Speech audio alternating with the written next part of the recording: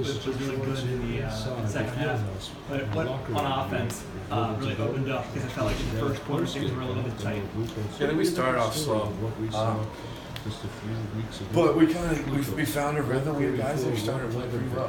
Shot's playing pretty well. Matt Farrell's playing pretty well. Jared Bowers is playing pretty well. So there's, of course, everything, stuff to tighten up each time we go.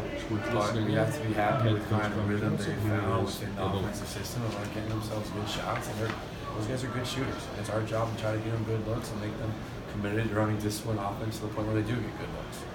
And I think they did it tonight, and we were lucky that they made a lot. They're good shooters.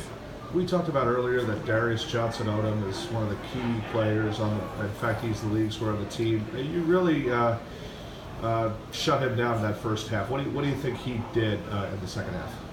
I think he's a bulldog. He's a tough guy. He's a tough player. He's well-rounded, and we do our best to put a lot of length on him for our guys to compete every possession.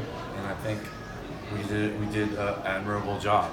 There's good players in this league, and to really come out and give him our best effort, I think we did, but he's a tough player. He's a tough one for us to guard. You adjusted well on him, you feel like? I think we met their physicality as the game went on. At first, it was like we couldn't get through a screen. They were driving on us every time. We had no protection at the rim, and I think we did a better job kind of meeting the way they play. They play a physical style, especially with those guards. Like, they're tough, physical, strong, muscular guards, and we just ended up doing a better job as the game went on. 29 points, Rashad Vaughn. I mean, it just was a different story than what I saw a few weeks ago when I was here. It just seemed like he shot the ball really well. Do you feel like he's progressing well? I think for sure. I think he's finding a familiarity and a comfort within the system, and I think he's a talented offensive player. When those things start to align, it works out nicely where you can have nights like this. We talked about when you guys started that the offense was a little stagnant, but on the defensive end, Norvell Powell had 2 huge blocks early, and so even though the scoring wasn't there, he really seemed like he set a tone for tonight. Can you talk about how even when the offense isn't going, that they can, set the tone with something else like that? Our coaches joke. We do the thing where everyone stands till we score, and like every time we do it, it's really hard for us to score our first one, so we'll get back on that. But Norvell kind of sets the tone defensively. We call it Batman. It's a Sixer concept of some guy being at the front of the rim, and he's exceptional at that.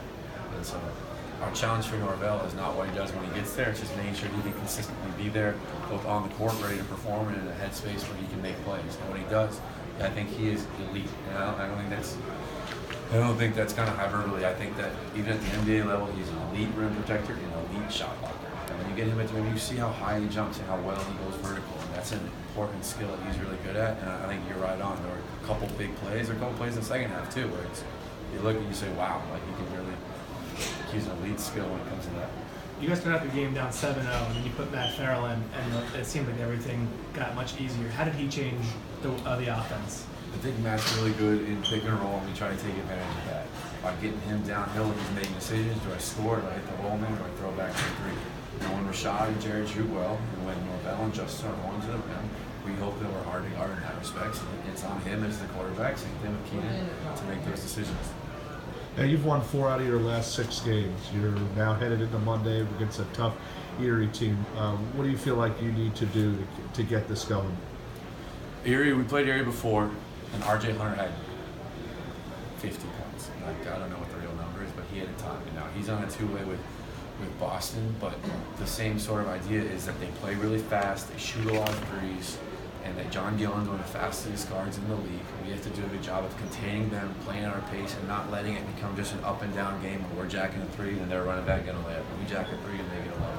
So it's going to take a lot of discipline to beat them from an offensive perspective and from a defensive perspective. Every team in this league tries to play fast. We just saw 2 of the fastest, and Erie's got it in the top 5. So hopefully that's kind of giving us a bit of a start where we have something to build on with these last 2. Last one, anybody? Do you know about Billy Preston?